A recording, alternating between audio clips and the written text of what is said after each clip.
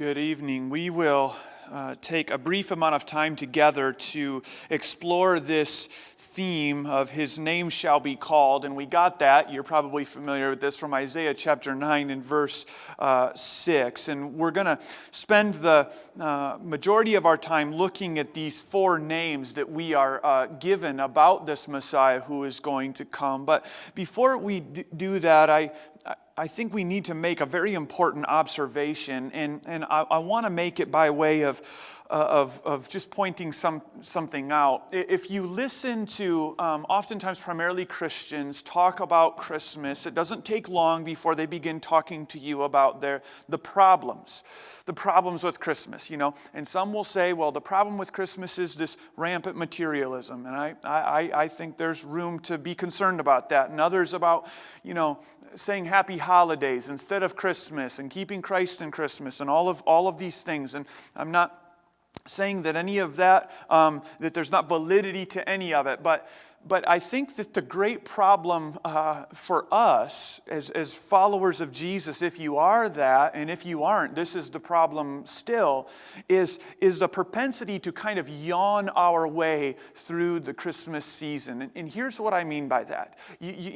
Maybe the guy at Walmart said Merry Christmas instead of Happy Holidays, and you're like, yeah, good. And maybe, Starbucks put a cross, on the cup this year, and you're like, good. And maybe, you aren't sensing the rampant materialism that so often perhaps at times bothers you, but there is a greater problem in my mind even than all of that, and it is the propensity to yawn our way through it. Here's what I mean by that. Christmas is meant to be approached with a sense of longing.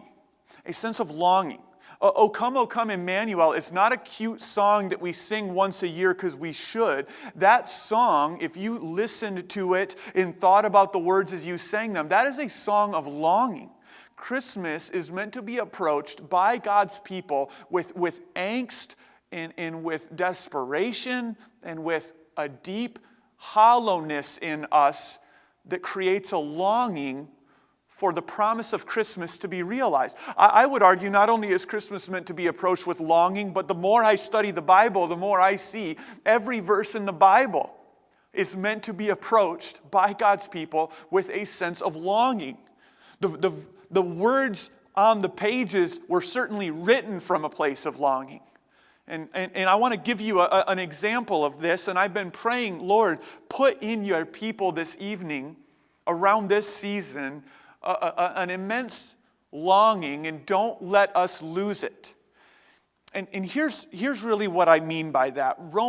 Isaiah chapter 9 and verse 6 is a familiar verse to us, and it's one that you might just kind of yawn your way through because you've heard it before, but the original audience, and certainly Isaiah, wrote this and they read this with longing. Let me read it.